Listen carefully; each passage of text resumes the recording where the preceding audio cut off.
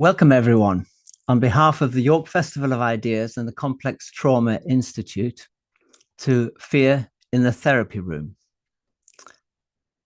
And we're going to start in a perhaps different way by getting ourselves into a good place for reflection. So can I ask you just to get yourself sitting comfortably, either drop your eyes or close your eyes, switch your brain off, focus all of your attention on sensations in the body as you breathe in and out. Just natural breath, don't change anything. Cool air coming into the nostrils, warm air going out. Let's just stay with that for a minute or two.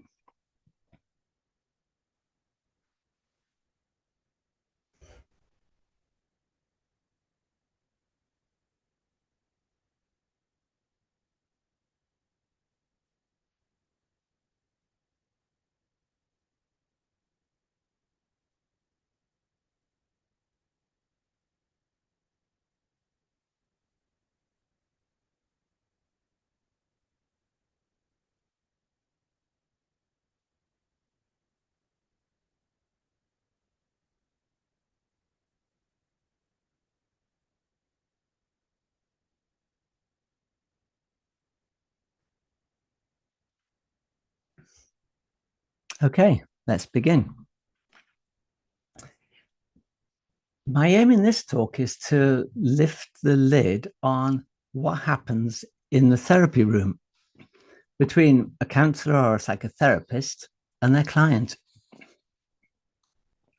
How does therapy work? Why does it sometimes not work? And what on earth has this got to do with fear? In answering these questions, I really need to point out that I can only share my own experience and understanding. Every therapist practices in their own unique way. And every therapeutic relationship with a different client is unique. And some therapists use approaches I haven't trained in, and vice versa. But I've sat in the client's chair for nearly 400 hours. So I know something about what it feels like to be a client. And I've sat in the therapist's chair for well over 15,000 hours. So I know a bit about that too. Just a note about confidentiality. Names and incidental details in the examples that I'm going to share have been changed. But where I thought that wasn't sufficient, I've obtained written consent from my clients for using their stories. So let's start with an example of fear in the therapy room. My client, Christopher, came to me for help with anxiety, which was making his job really difficult and stressful and cutting him off from his friends. In our first session, I thought the work might be quite hard, but I didn't have any real concerns. But when he came to the second session, things started to get difficult. Christopher arrived looking agitated and started the session talking very fast with great emphasis about something that he seemed to be saying that I needed to know. But I couldn't follow what he was saying, and none of my questions seemed to connect or get any response. The harder I tried to understand, the more confused I got. And then a thought occurred to me that he might be suffering a psychotic episode. That's completely losing touch with reality. This alarmed me, and my mind went blank. Realizing that my fear system was well and truly aroused, I stopped trying to follow Christopher's words. I took some breaths and I tried to calm myself and observe what was happening to me. I noticed my own agitation and disconnectedness, my fear of the state that Christopher was in. I asked myself, what's he trying to say to me? I sensed the desperate urgency with which he was talking. This really mattered to him. Then the thought came to my mind, he's terrified that he's going mad. And at the same time, a picture came into my head of an astronaut whose connection to the spacecraft had got severed, drifting off into endless black space. I thought I'd share my idea, but then I thought I might be completely wrong and make a real mess of things. So I had a moment's panic. I waited till that subsided, and then I just said what I was thinking. I wonder if you're scared that you're going mad. Christopher suddenly stopped, looked me straight in the eye for the first time, took a big deep breath and said, "Yes, that's it." We looked at each other for a moment, real sense of connection. Then we started working on what lay behind his terror, both of us having recovered the capacity to think and reflect. Before commenting on this example, I want to give an overview of the framework of thinking that informs my work. Everything I'm going to be talking about today relates to two powerful biological systems. You could call them two forces, fear and love. And the balance between these forces within each one of us determines whether we live a life of contentment or a life of misery and discontent. I'm only going to give a very brief overview of these two systems. If you want a more detailed account, you can find it in my two previous York Festival of Ideas talks, which can be accessed on YouTube simply by searching under my name.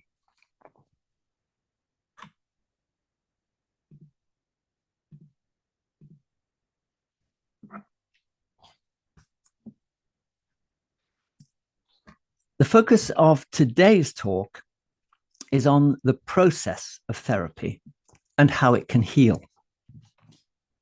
As I see it, the essential activity that happens in the therapy room is an attempt to shift the balance away from being stuck in fear and towards strengthening our ability to regulate fear, to be socially connected, to love. So let's look briefly at the fear system.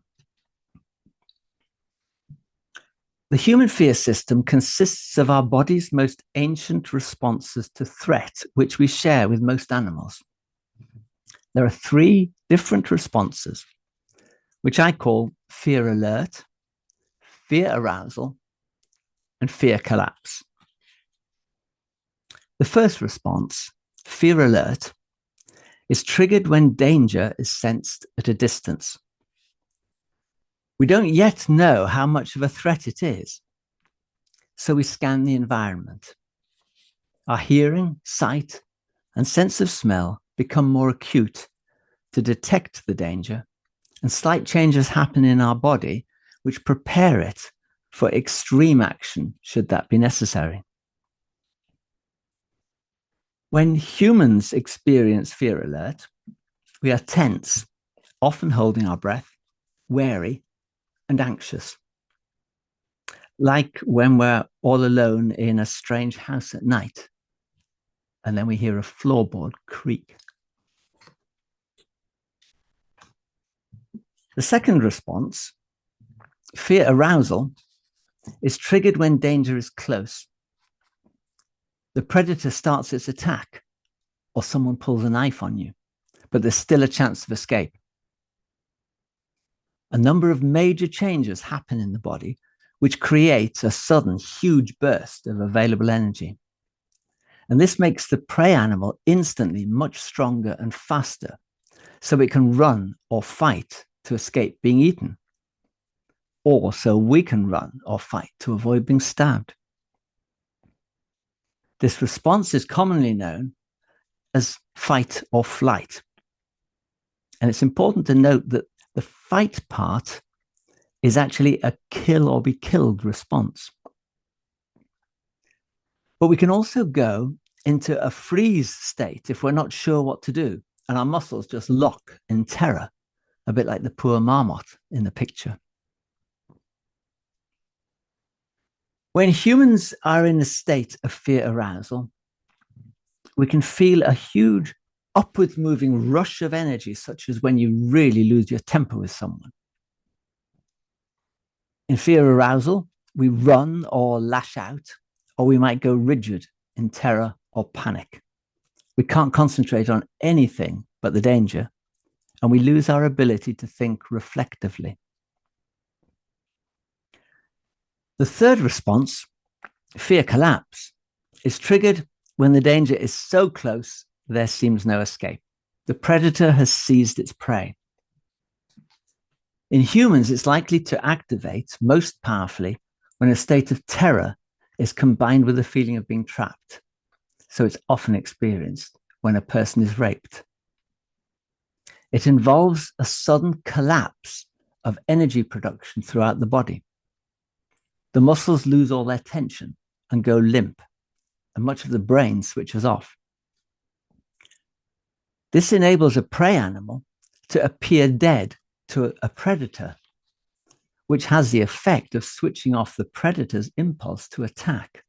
And that sometimes offers a last chance for escape, if the predator gets distracted by competitors.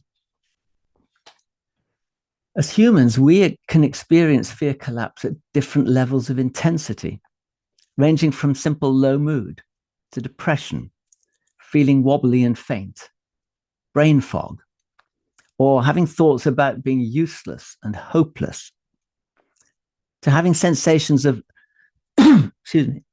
feeling out of body or unreal, experiencing extreme exhaustion, or ultimately physical collapse. So my definition of the fear system is evaluating the danger and preparing for action, fear alert, huge energy boost to escape danger, fear arousal, and sudden energy shutdown, offering a last slim chance of survival, fear collapse. If we graph this up on the basis of heart rate and blood pressure, the fear system, when it's functional, would look like this. In the case of an animal attacked by a predator, going into fight flight, being caught, and going into fear collapse. But then when the predator was distracted, switching back to fight flight, escaping to a place of safety, and calming down, with the fear system switching off.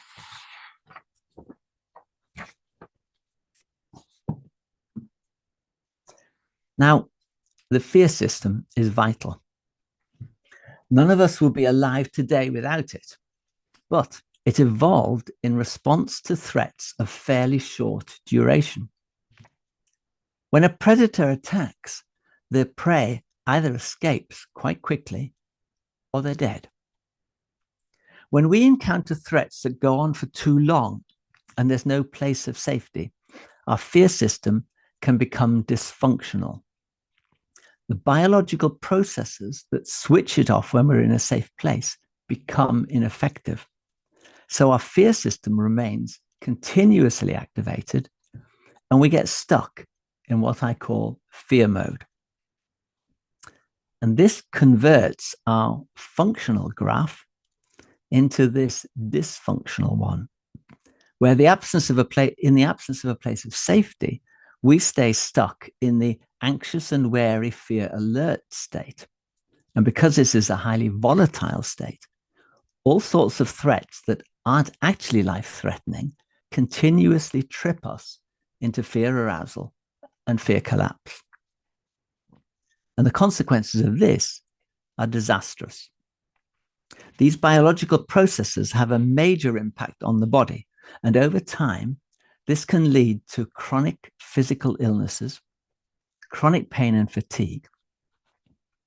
We can become anxious or aggressive or depressed, withdrawn, self-attacking, addicted to substances and self-destructive habits, unable to be thoughtful and reflective, and struggling to make and sustain relationships or cooperate socially. We can end up living lives of misery and discontent. Now, let's look briefly at love, a word used and abused in many contexts. But its core lies in a complex set of biological processes which the psychologist Stephen Porges described as our social engagement system. This system opens up a new way of responding to danger. Rather than being solely reliant on fear arousal or fear collapse in the face of threat, it enables us to turn to others for help, support, or care. Stephen Porges points out that it's impossible to live socially unless we can restrain the kill or be killed instincts of our body's fear responses, a truth that is readily apparent in the conflicts of today's world. This restraint is a key function of the social engagement system. And as part of this restraint, it provides us with a signaling mechanism, which allows us to evaluate whether another person is safe to be with or not. This signaling mechanism consists of picking up micro movements in the muscles involved in facial movement, in posture, and in tone of voice. Where these indicate danger, such as the twitch of the upper lip in a snarl, a tense posture, or raised voice, the social engagement system shuts down, allowing our fear responses to activate and protect us. But where these micro movements indicate safety, such as a smile, a relaxed posture, or a calm voice, it lowers our heart rate and it shuts down the fear system. So to summarize, when we get stuck in fear mode, the constant high energy burn of fear arousal exhausts us and drains us of energy. Fear isolates us and creates a complex tangle of ailments and difficulties.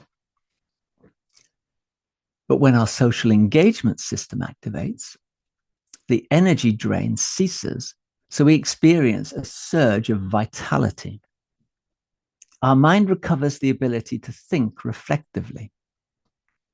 Without the constant focus on danger, we have the time along with the energy for the things that really interest us. We're drawn towards social contacts, and we feel a sense of bonding, belonging, and well-being. What's not to like?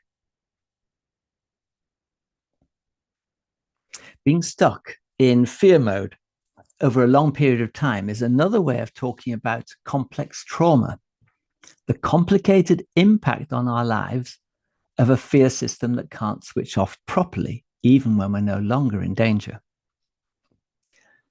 Complex trauma actually covers a wide spectrum of human experience. At one end of the spectrum, we have complex PTSD, which hugely disrupts normal functioning. While at the other end, we have chronic low-grade anxiety and lack of confidence, which limits our ability to live full and satisfying lives. And in between these two extremes, we have most of human life. I don't think I know anyone untouched by trauma. I see the human race as a traumatized species, only part way through its evolution, from being dominated by fear responses to being fully social, cooperative beings. Being stuck in fear mode, where we get triggered into powerful fear responses by threats that aren't actually life-threatening, creates the conditions of complex trauma that prompt us to seek therapy, such as low mood, depression, fatigue, anxiety, panic, uncontrolled anger, isolation, addictions, relationship difficulties and breakups, unresolved bereavement, lack of confidence, self-harm, self-criticism, inability to stand up for ourselves, loss of meaning and purpose, and existential dread.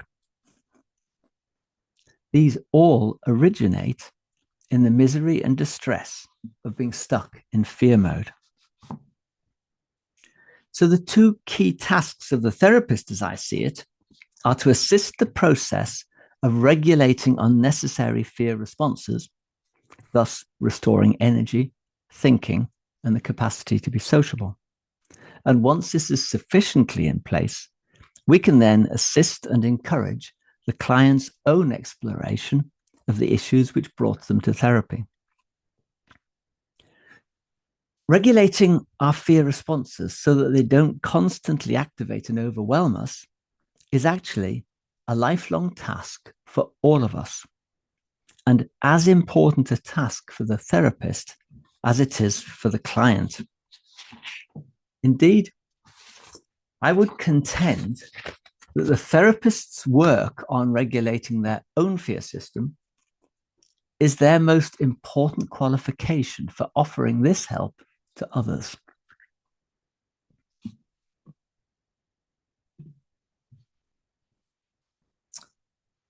Right, we've been going for a bit, and I think we're due another rest. So let's just shut our brains down for a moment. So if you'd like to drop your gaze or close your eyes and do nothing but focus all your attention on the sensations in the body caused by your breathing, either the air going in and out of the nostrils or the chest rising and falling.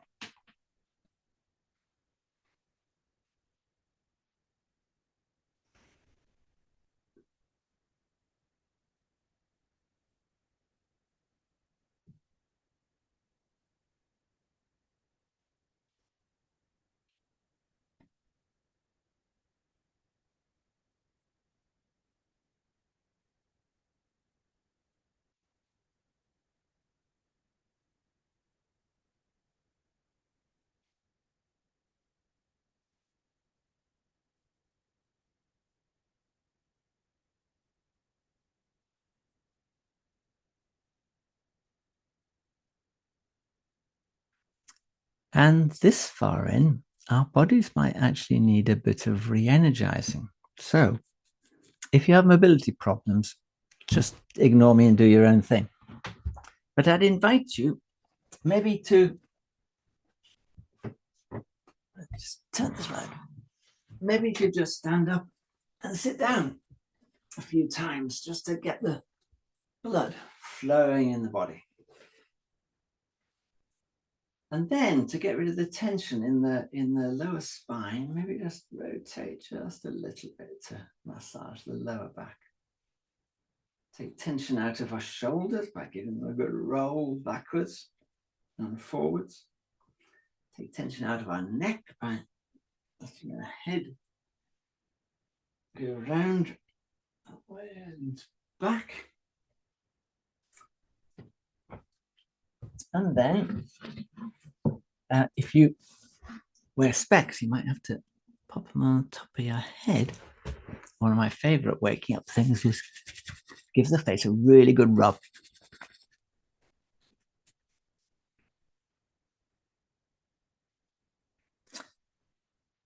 Right. I don't know about you, but that helped me. So with the fear system and the social engagement system in mind, let's consider what happens in the therapy room. To return to the example I started with, my client Christopher, who was overwhelmed by his emotions and feared he was going mad. His terror was such that he couldn't communicate coherently. And this triggered my fear system to the extent that I couldn't think properly. I had to detach and calm myself in order to bring my thinking back online and to be able to reflect on what my body was sensing. I had to calm myself again when I was going to share my thoughts, but then thought I might just be wrong and make things even worse. I had to make sure that my response didn't come out of a place of fear, but out of calm reflection. Well, as calm as I was able to get. What I was able to offer Christopher in this session was empathic understanding, an attempt to put myself into his shoes and then convey that back to Christopher so he knew he'd been understood. Empathic understanding is one of 3 core conditions which Carl Rogers claimed that the therapists must be able to offer in order to foster the personal growth of their clients. In other words, these core conditions are necessary in order for therapy to work. His other 2 conditions were acceptance, which he also termed unconditional positive regard, and genuineness, which he also called congruence. And that's when the body's nonverbal signals, the micro movements I was talking about earlier, actually match what we say and do. Carl Rogers' core conditions can also be framed from a fear system perspective, because genuineness, acceptance, and empathic understanding are the very conditions that convey a sense of safety to another person. And that sense of safety activates the social engagement system and switches off the fear system. We can see just how powerful this biological process is by the speed with which Christopher's intense fear arousal was shut down and social connection and reflective thinking were re-established once a sense of safety was created by empathic understanding. Another way we can describe the genuine, accepting, and empathic approach is that we're making sure that our clients are met as a person. I guess most of us have struggled with being met in other ways. I'm sure many of us have experience of being met as a nuisance or a problem or a medical diagnosis. Or we may feel that we're met as someone of no importance, someone with the wrong views, someone seen as a threat. When we're met in all these ways, our fear system activates. When we're met as a person, we're met just as we are, with interest and curiosity, warmth and concern. To be met in this way is to be welcomed. And welcome is a place of safety where the fear system can switch off. And this is important because fear undermines the work of therapy. The task of welcome and providing the conditions of safety in which complex difficulties can be explored and resolved is not straightforward. And the therapy is often a battleground between the forces of fear and love, creating turbulence for both client and therapist. Clients frequently approach the therapist in a state of fear arousal, sensing the therapist as a threat. I remember once going into my therapist's house and seeing a big spider's web just by the front door with a huge spider in the middle of it. And I thought, I know just how a fly feels. A client in fear arousal is very likely to trigger fear arousal in the therapist. They might do this by getting into a worrying state, as we saw with Christopher, or by responding to the therapist with disparaging or dismissive comments or angry behavior. As a therapist in these circumstances, I would often experience my fear system being triggered as a powerful tension in the shoulders, sometimes accompanied by raised heart rate, sweating, or dry mouth. I would have anxious thoughts about not knowing what to do or say next. My mind would go blank.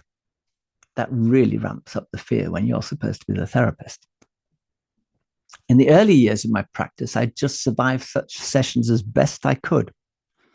But once I learned about the fear system, I was able to notice these things and start to downregulate my over-aroused metabolism, by which I mean lower my heart rate and blood pressure by paying attention to the sensations of my body and changing my pattern of breathing.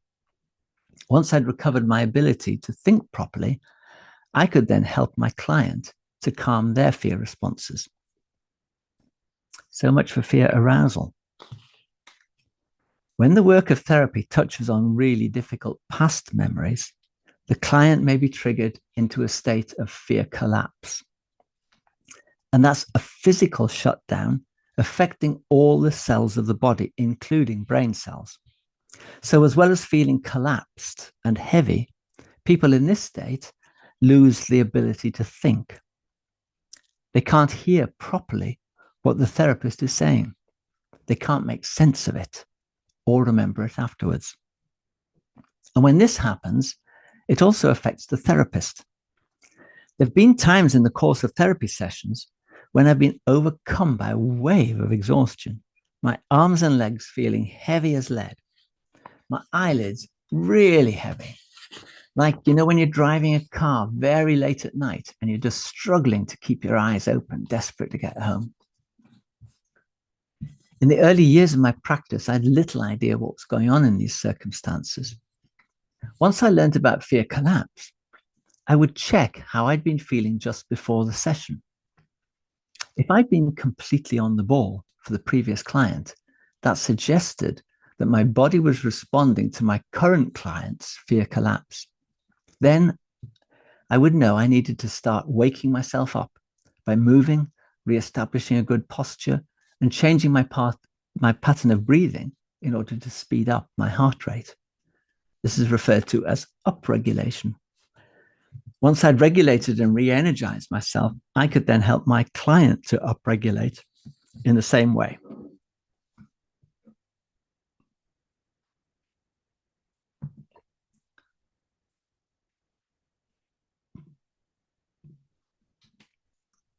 So I'm just sharing the screen again to give a brief summary of what I've covered in that last section on what happens in the therapy room.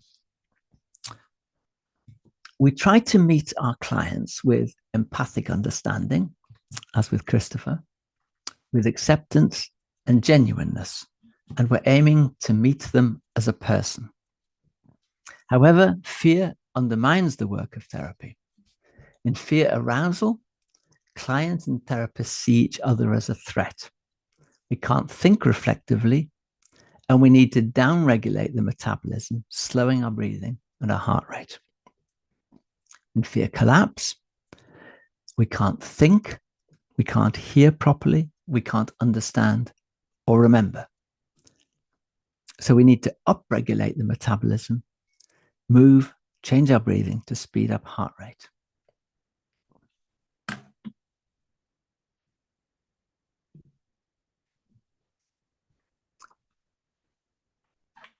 I talked earlier about meeting the client as a person. This is right at the core of therapy, and it has a powerful effect on regulating fear responses. But over the past 30 plus years, as our understanding of trauma has grown, there have been important developments in the practice of psychotherapy based on what we now know of the impact of trauma on the body. You see, our fear responses are primarily physical and physiological responses. And when we get stuck in fear mode, this gives the body a real hammering, which is highly detrimental in the long term. And it includes developing chronic tension, habitual shallow breathing, chronic stress hormone production, and a long-term weakening of our nervous system's ability to regulate our heart rate. And these conditions make it even more likely that our fear system will stay continuously active. Because of this impact of trauma on the body, the more severe the trauma, the less effective pure talking therapies may be.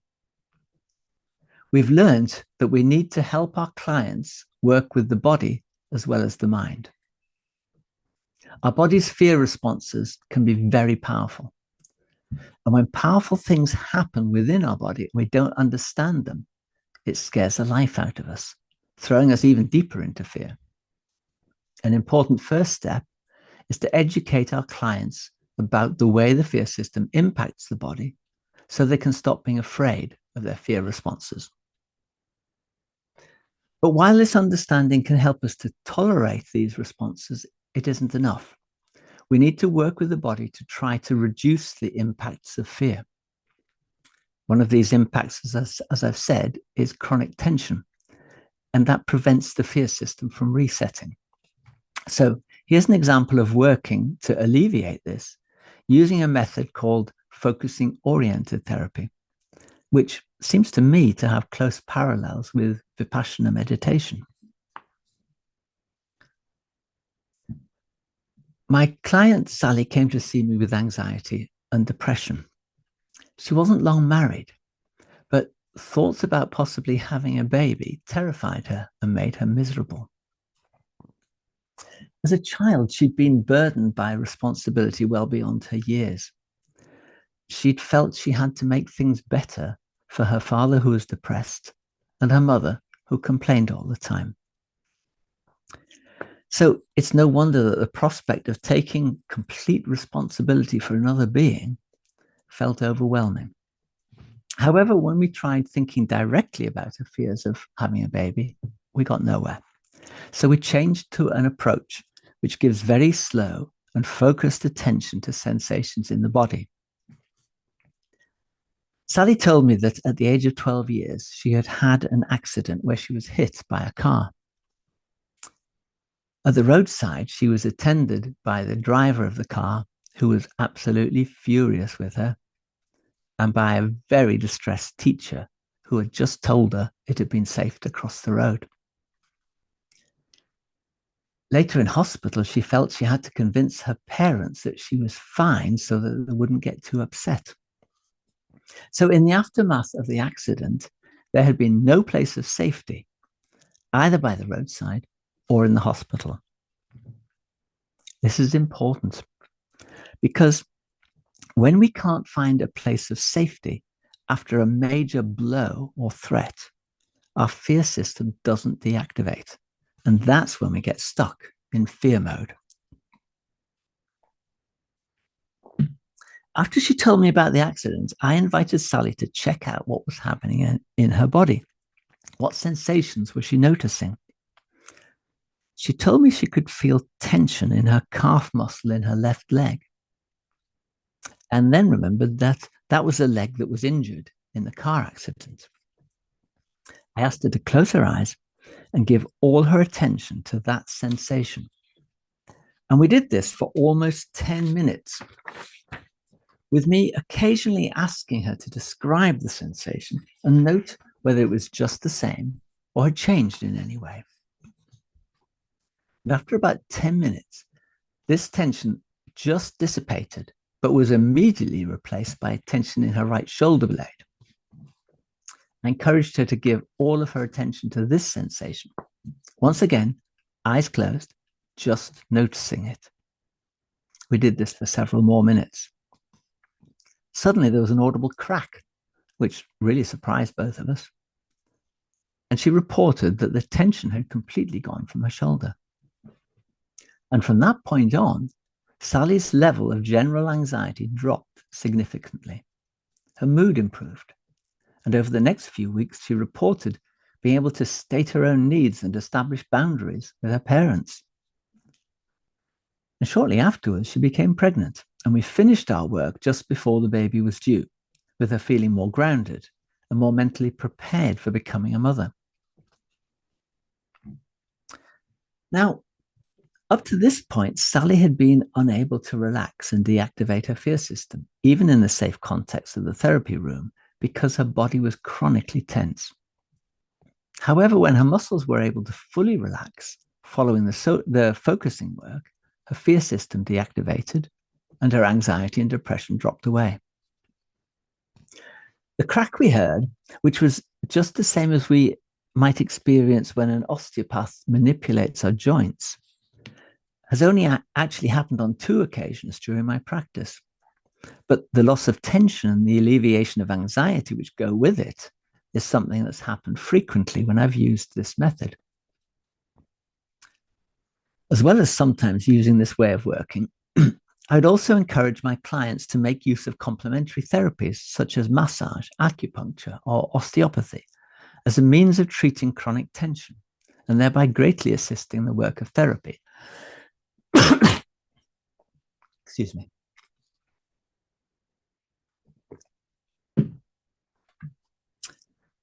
Another really important reason we might need to work with the body's responses to threat in order to heal trauma is the fact that the primary way that the fear system deactivates is when the body's physical impulses in face of danger, such as running, hitting, biting, or warding off, are worked through to completion. In other words, when we run far enough to feel safe, or when our fist or foot connect with and incapacitate an aggressor. When these responses are interrupted by fear collapse, we may need afterwards to reconnect and complete them. If they're not completed, there's a danger of getting stuck in a depressive paralysis, which could be accompanied by habitual submissive ways of relating to others. In other words, a chronic state of fear collapse. When we've been collapsed in the past, particularly in childhood, by frightening, angry, violent, bullying, or shaming behavior from others, the fear arousal response that we may need to reactivate and complete often takes the form of a fairly violent retaliatory impulse, which is a fear arousal response which expresses what our body wants to do in response to those who mistreated us. From a therapeutic point of view, it's possible to complete these impulses in the imagination. And this has the same effect as physical action in terms of switching off our fear responses, because there's a very close overlap between the parts of the brain governing imagination and those controlling our physical movements. Let me give an example of working with the retaliatory impulse using imagination. My client Christine was a young woman with an early history of emotional neglect who'd been driven from her job by a bully and at the same time abandoned by her husband. And she'd been forced to move to a different area of the country and accept a job at a lower grade. She wanted to get a job at her original grade, but whenever she applied for a new job, she failed the interview because she went into fear collapse. Her body felt deflated, her legs went weak, and her mind blanked. In her current job, another bully dominated the team she worked with. Excuse me. And she felt powerless to voice her opinions within the team. I gradually helped Christine to get in touch with her retaliatory impulses towards those who'd mistreated her and to feel okay about having these impulses. Shortly afterwards, in a team meeting at work, frustrated by her bullying colleagues' dominating behavior, she found herself imagining slamming this person's head into the ground repeatedly with real force. And the next moment, she found herself speaking out. She challenged the bully, survived the counterattack, and ended up with most of the team supporting her viewpoint. Further work on her retaliatory impulses helped her to focus on sensations in her arms. She reflected on what her arms wanted to do. They wanted to violently shake the first bully who had driven her out of a better paid job. And I encouraged her to imagine doing this. Following that session, she reported she was much calmer. And she mentioned shuddering in bed before falling asleep that night. Soon after that, she managed 2 interviews without collapse and got a job at her original grade. Now, this account of slamming the bully's head into the ground might have elicited a joyous yes from some of you, but it may also have made others feel really uncomfortable. So I just want to explain something about our retaliatory impulses. it's very common for people to be alarmed by the violence, power, and brutality of these kill or be killed responses. And many people won't admit to such imaginings, even to their therapist, incorrectly seeing them as evidence that they are a bad or a sick person. However, retaliatory impulses are normal and morally neutral, neither good nor bad. They are simply information. And we have absolutely no control over the thoughts and imaginings that arise from our fear responses. We exercise control in not acting out these impulses on others. But if we can accept the violent imaginings they generate without fear and as being useful information about something that needs to be rectified in our lives, they can become a pathway to recovery from depressive collapse. You may not need therapy for this. Perhaps the next time you imagine pushing your partner under a bus, don't get in a guilty flap about it. Just accept that something has made you furious with them. Own your anger and use its energy for sorting out the problem. Consider what you want to be different about the relationship and start talking about it with your partner. This, of course, assumes that you're not in a coercive or a violent relationship. If you are, perhaps use the energy of your anger to reach out to others who can offer practical help to get you to a place of more safety. To go back to Christine's story, when she was reconnected with her body's physical impulses in response to mistreatment and was able to complete them, her fear system could switch off.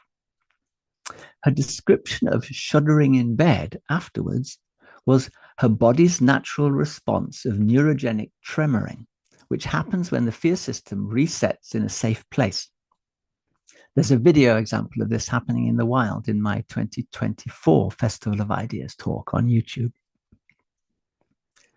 The reactivation of retaliatory impulses rounded off with the tremoring restored Christine to normal vitality after a long period of depressive paralysis.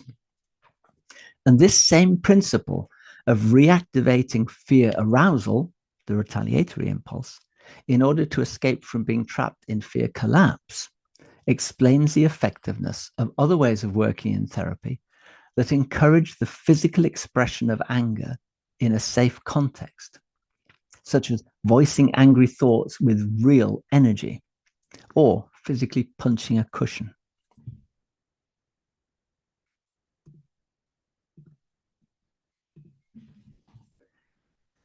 And I'm just going to summarize the main points I've covered in that section on working with the body. Our fear responses are primarily physical and physiological. They are body reactions. Being stuck in fear mode with constant activation of fear responses has a long-term impact on the body, which helps to keep us stuck.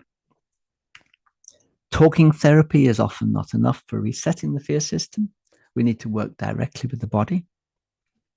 Psychoeducation is important to reduce our fear of our body's responses. Chronic tension often prevents the fear system from resetting, as we saw in Sally's story.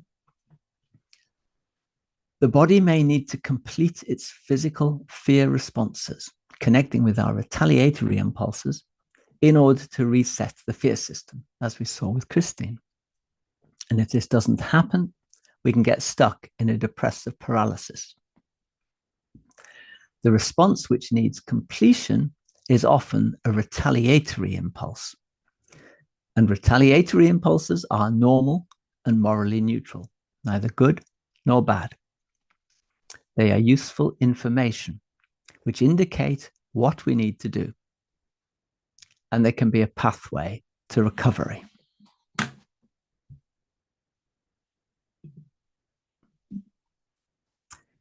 Okay, we've got to another rest break.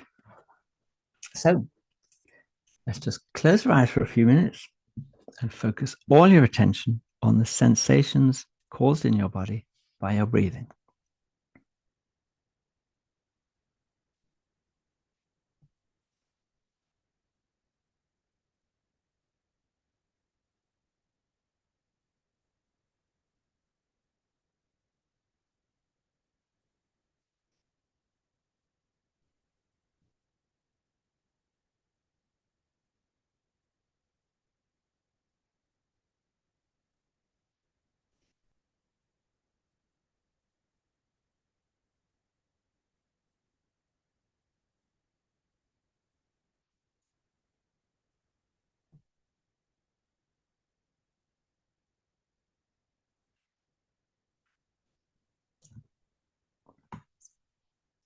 Okay, and once again, let's re-energize the body.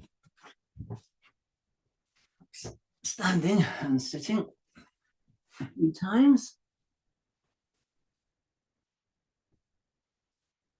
And then maybe releasing a bit of tension, bottom of the spine, and the shoulders, and the neck.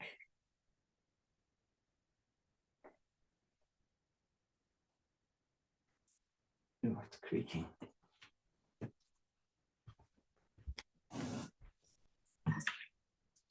And once again, my favorite one of a good face rub.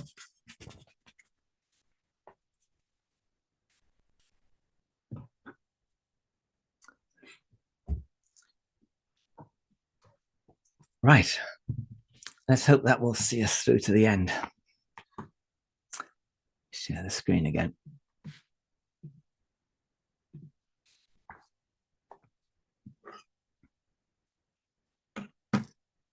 So far, all my examples have been of successful therapeutic work. But not every client gets what they need from therapy. And in my practice, I wasn't able to help everyone who came to me for help. Why does therapy work for some people and not for others? First off, therapy may not work for us if we approach it as if it was a medical procedure. When we go to a doctor, we expect them to work out what the problem is and tell us the cure. We tend to see the work as belonging to the doctor, however misguided this is. But if we approach therapy this way, there's a probability that nothing therapeutic will happen because the work of therapy belongs to the client. Unlike a medical patient, a client is more like an explorer who hires a guide to walk alongside them and help them to find the way over a difficult stretch of territory. If an explorer doesn't do their own walking, they get nowhere and they discover nothing. One important reason why therapy sometimes doesn't work may be that the fear responses of the person seeking therapy are too powerful and too unregulated for them to be able to make use of the work. For some people, medication or mental health nursing may be needed before therapy is possible. For others, therapy might be possible if long-term work is available. It takes a very long time to recover trust and a sense of safety if these were destroyed in childhood. Another reason therapy might not work is that the therapist may be unable to sufficiently regulate their own fear responses.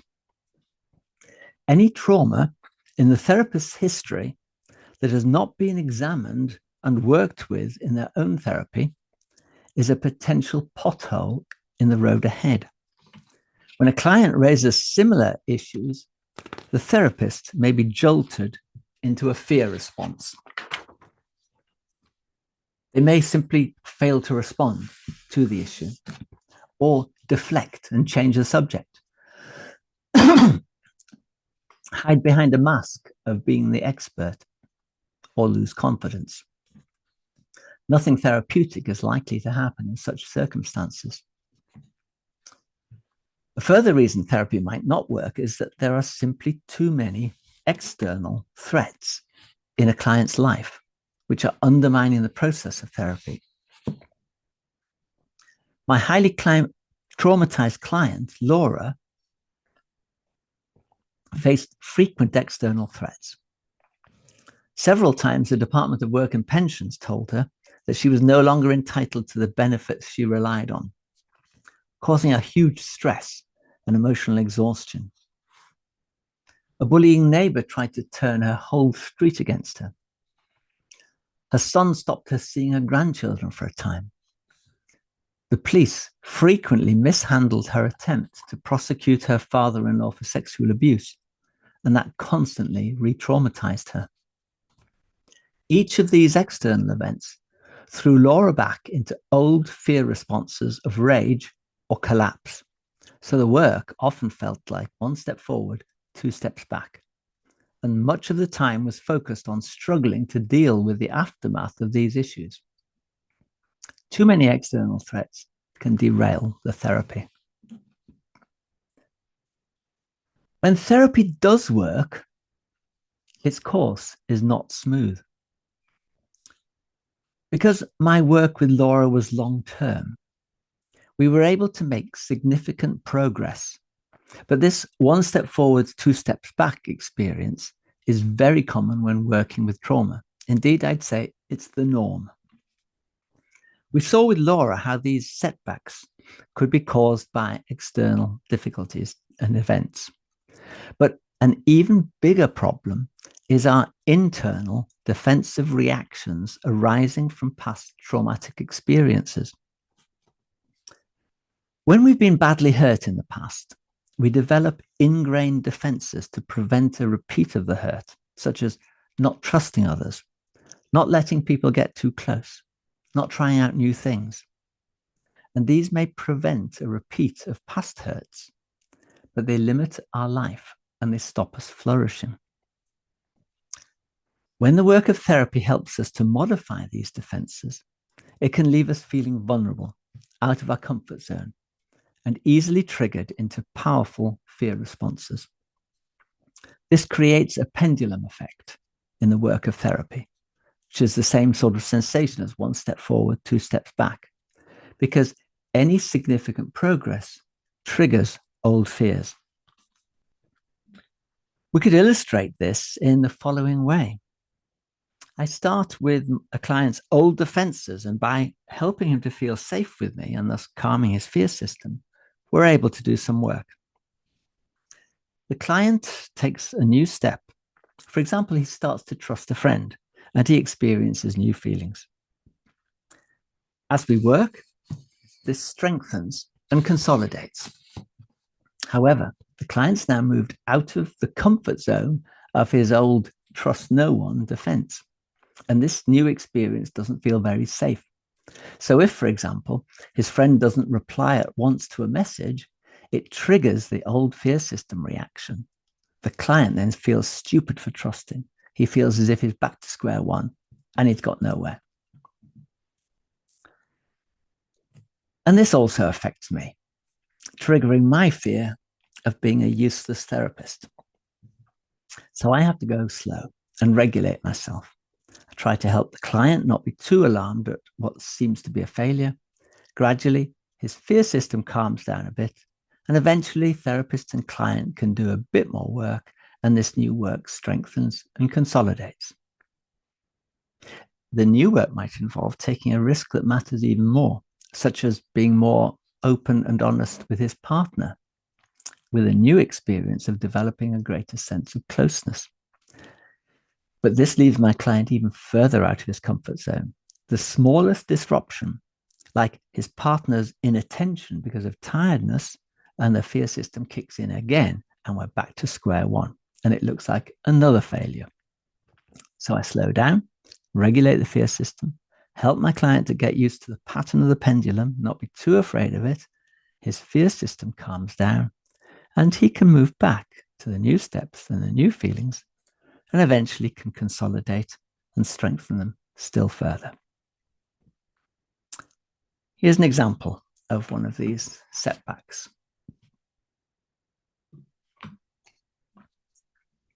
My client Carol was very ambivalent about receiving care, and she had a history of pushing away potential partners and friends, leaving her isolated and depressed. But she seemed to take very well to the therapy at first. She liked my explanation of the fear system, and she liked the calming exercises I used, which helped her to explore difficult feelings that she'd had when she was 5 years old, and her mother got a new partner, leaving her feeling pushed aside and ignored. She was very cheerful and energized at the end of this session, and she thanked me for my help. Afterwards, I have to admit, I was feeling really pleased with myself and looking forward to picking up this work at our next session. But a couple of days before the session, I got a brief email from Carol cancelling the appointment, saying she'd put a check in the post for it, but she'd felt quite disturbed after the last session and thought she'd better stop counselling for the moment.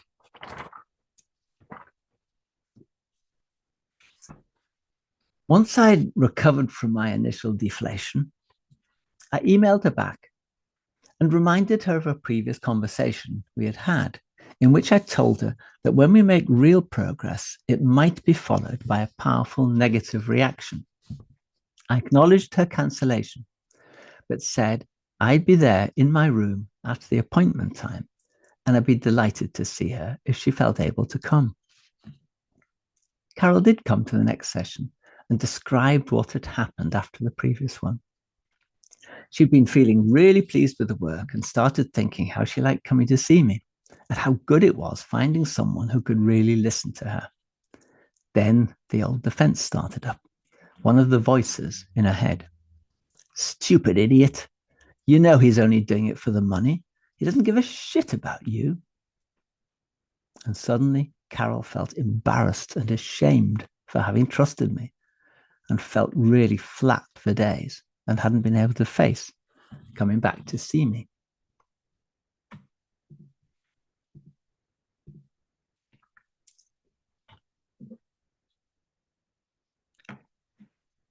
An important point to note about this experience of being thrown back to square one or taking one step forward, two steps back is that this is exactly what it feels like.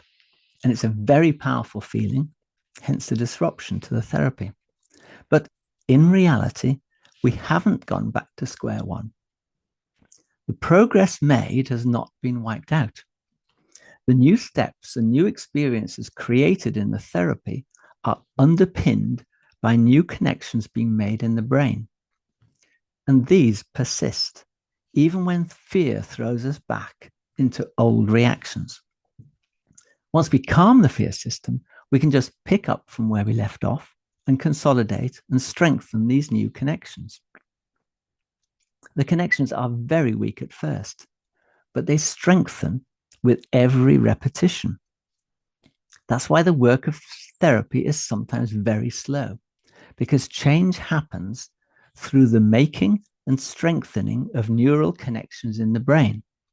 It's an organic process, and we are tied to the pace of organic change. As new connections are made and strengthened in the brain, the old connections, the memories of traumatic experiences, which underpin our powerful fear responses, can be weakened to a certain extent. In the therapy room, when we help our clients to feel welcome, accepted, and safe, and when we help them to process their traumatic experiences, we are helping to rewire the brain, but this takes time. Now, as a non-scientist, I really struggle to get my head around this process, but this is the way I understand it at the moment. Trauma memories are held in the brain in patterns of connections between brain cells, neurons, which fire between each other.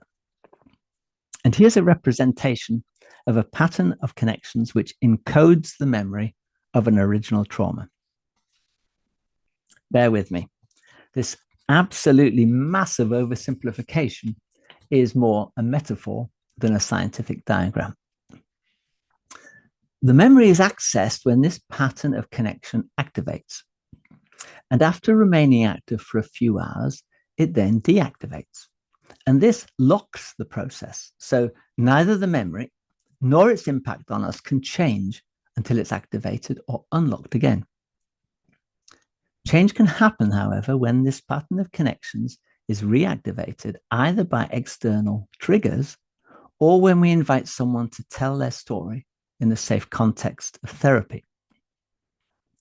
The activated pattern of connections can be changed by new experiences, which contradict or disconfirm what we learned from the original trauma.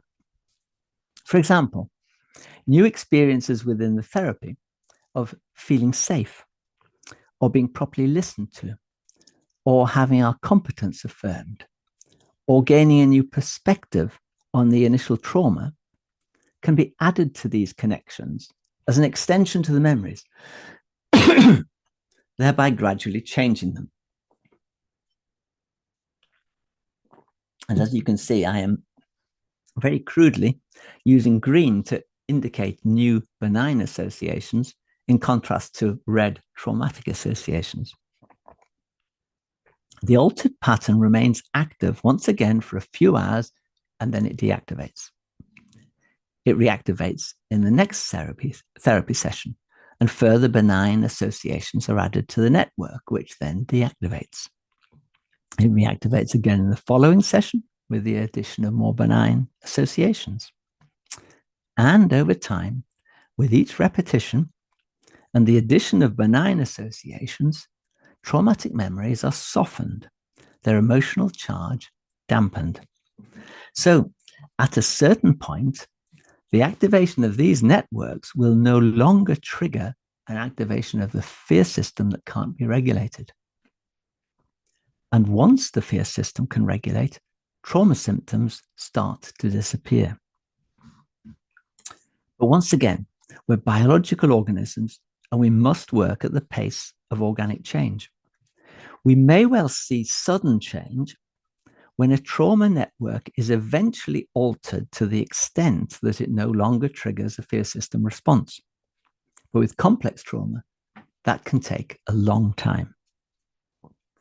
When fear can be regulated, this brings about great changes. The fear system can turbocharge our energy in short spurts, but in constant activation, it hugely drains us of energy. So if it deactivates, this releases enormous energy for all the things we really want to do with our life.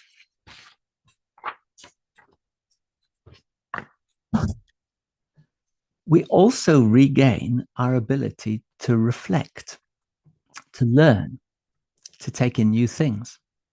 We can recover a desire to be sociable, a pleasure in the company of others, an improvement in the quality of our intimate relationships.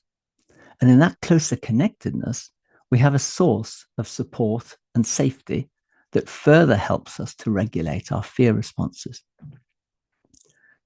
Taken together, these changes are transformational. I think, however, that when we've been stuck in fear mode for a long time, we retain a vulnerability to getting stuck again when we encounter further serious threats to the self, such as a relationship breakup, a redundancy, a car accident, a major illness. These can trap us again in fear mode. Some theorists say that trauma processing can erase the networks in the brain that encoded the memory of previous trauma. But I don't believe this. It makes no sense to me, either in theory or in terms of my own experience and my work with many clients. Going back to my previous illustration, though we may dampen the ability of these networks to trigger fear responses in the present, what you might call the shadow of the trauma still exists in brain and body. As I see it, there is never a complete cure. However, there's a possibility that over time, the impact of past trauma may diminish and we will become able to live our lives more fully.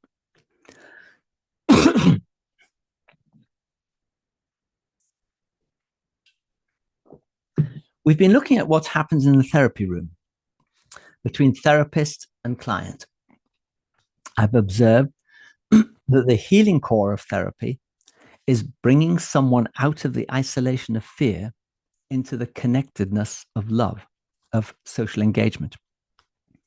I want now to step outside of the therapy room and observe that this healing process does not solely belong to therapy. It belongs to all of us. The dynamic we've looked at in the therapy room of care seeking and caregiving, of fear being activated and either intensifying or being regulated. That same dynamic is happening all the time in all our relationships with our partners, parents, children, friends, work colleagues, and random strangers. We are triggering or regulating each other's fear systems all the time. I'm going to finish with a few reflections arising out of looking at fear in the therapy room that might be pertinent to our everyday struggles with the fear system. We cannot control other people's fear responses, but we can start to get a better control of our own. And this will have a ripple effect onto others. When we try to help others, we may find that some people's fear responses are too powerful to be resolved in the short term. Our caregiving fails to alleviate their distress, and that distresses us too. Maybe don't give up on them, but don't expect miracles of yourself, apart from the miracle of learning to be endlessly patient. When we help others to make changes in their lives, we see the same pendulum effect I've just talked about. Constant setbacks, feeling we're back to square one. But setbacks are not failures, and slow and change is a slow, organic process.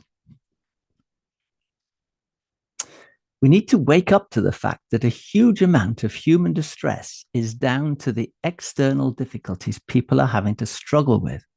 So let's not pathologize their distress and make out that they're the problem.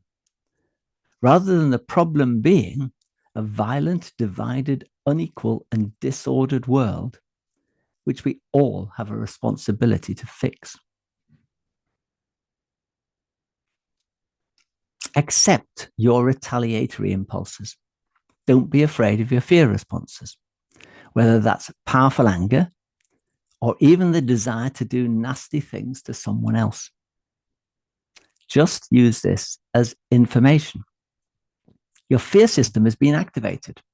Granted, you need to keep an eye on it and regulate it, but it's telling you something isn't right and needs sorting out. Attend to that. We look around us every day now at the stupidity and nastiness we see growing exponentially throughout the world. But it's helpful to reflect that when we get stuck in fear, we are all disconnected, antisocial, retaliatory, and non-reflective. To put it really crudely, fear turns us stupid and nasty, all of us. And it's important we can acknowledge that. It's also important to acknowledge that those we think of as stupid and nasty are probably in the grip of fear and might be quite different people if they were able to experience real safety. Is there anything we could do to help with that?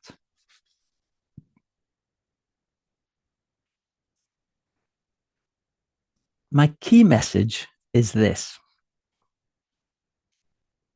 The better we get at regulating our own fear responses, the more we are able to exercise the greatest power that we all have in us as human beings, a healing power, helping others to feel welcome, to find a sense of safety, and so bringing others out of fear, which means bringing them out of isolation and misery into connectedness and a full, flourishing human life.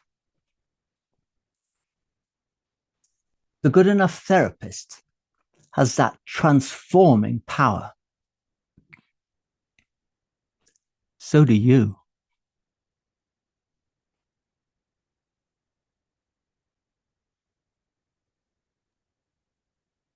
Thank you for listening. Well, that was brilliant, Michael. I can tell you. Look, I hope you can see reflections. That's nice. Thank you, everyone. Thank you. Right. Should I just do a little bit of business before we get to the questions? Where are we? Oh, yeah. Any therapists who would like a CPD certificate, there's a QR code here that will get you through to the feedback questionnaire that will get you a certificate. And I think, Dmitry, you're putting that onto chat. My book that this talk is based on is published on the 25th of June, but it's actually available now from Hammersmith Books on special offer that we negotiated with them through the Complex Trauma Institute. So its full price is £19.99 plus post and packing. And Hammersmith Books will offer it to us for £10.99 plus £5 post and packing. And that's for the paperback and a free ebook, or £6.99 for the ebook only instead of £9.99. So there's a QR code which will get you through to Hammersmith Books. And I think Dmitry is going to put a link. I already put links, so you don't need to put links. Great. Okay. Click on the link or QR code, whatever you prefer.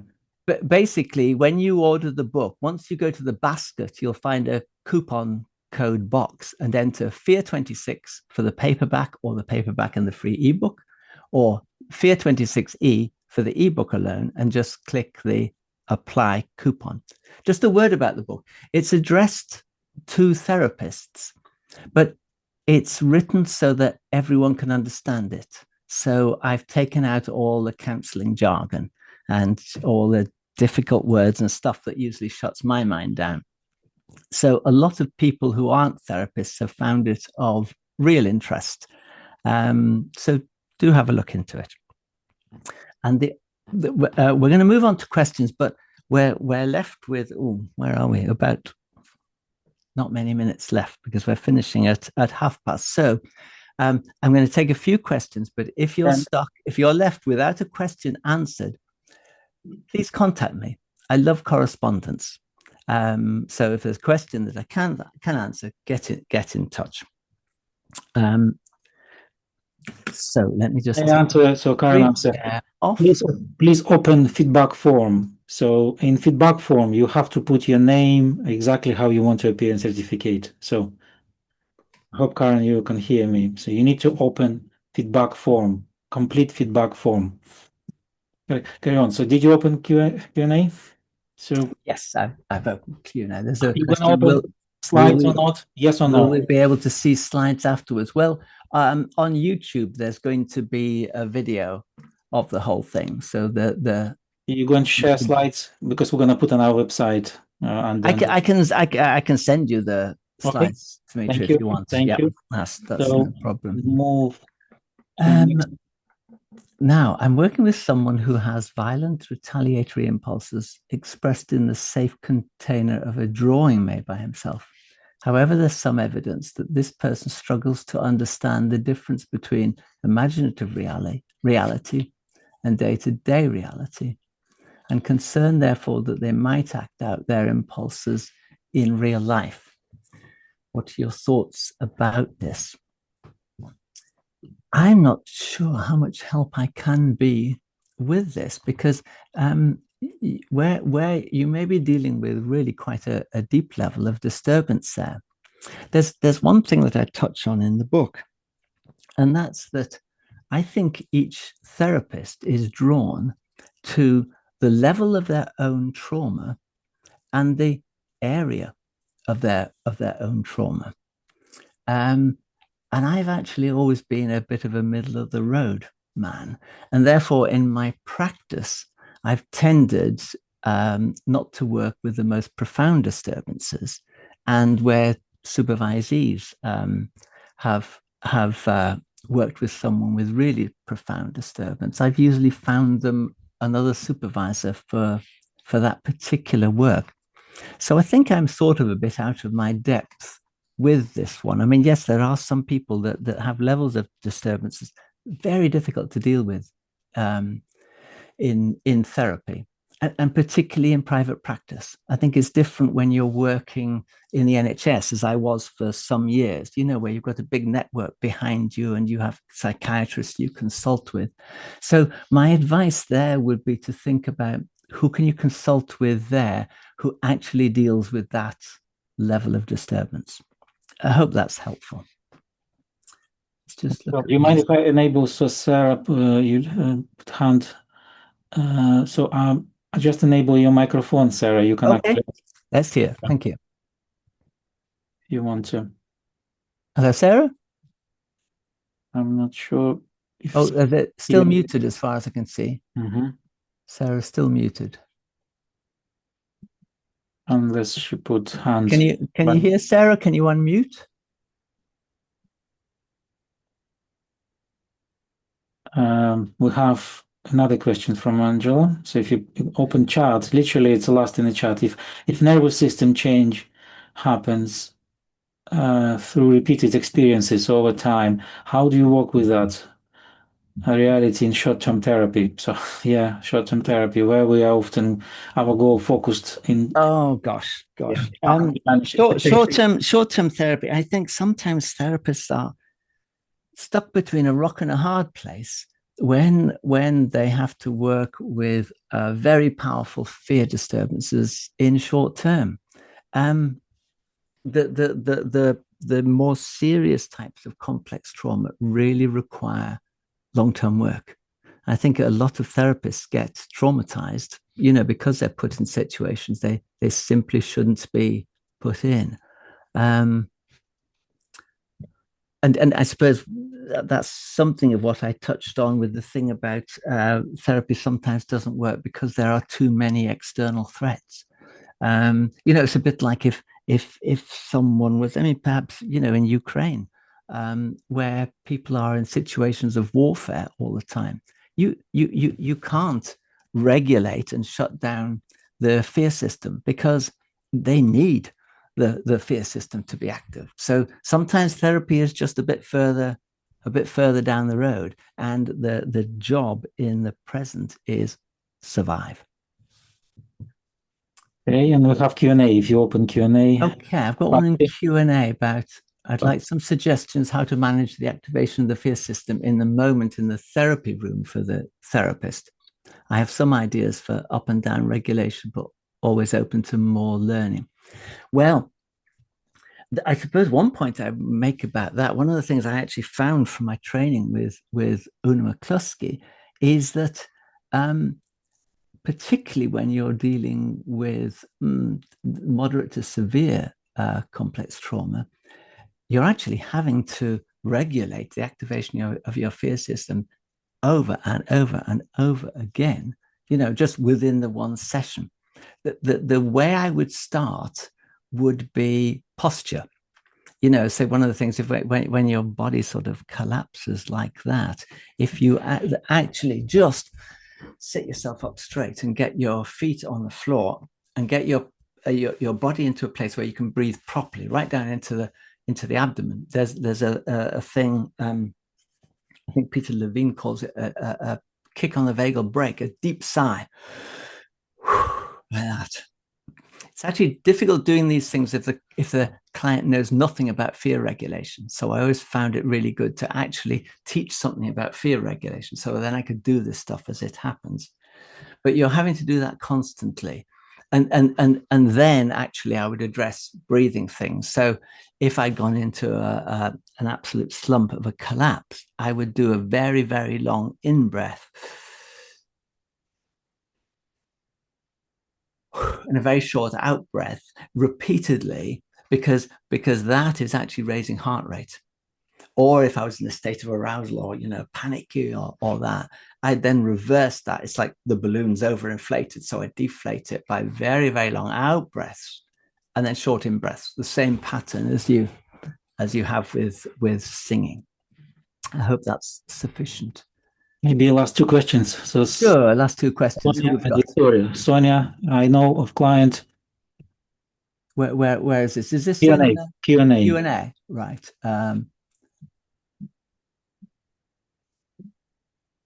Oh, yeah. I know of a client who experiences extreme fear of therapists or doctors, which isn't the only one, particularly because of traumatic experiences and partly because someone caring feels like a threat at the same time.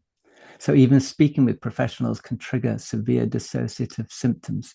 Sessions are almost never possible without dissociation. Any advice on working with reactions like this? My only advice is slowly.